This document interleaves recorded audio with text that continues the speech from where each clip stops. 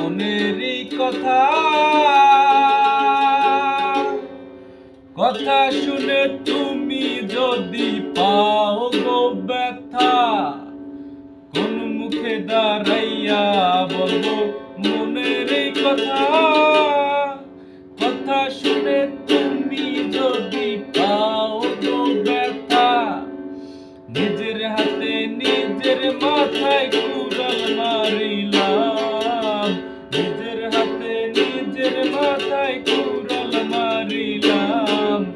যারে আমি একেবারে হারাইলাম, যারে আমি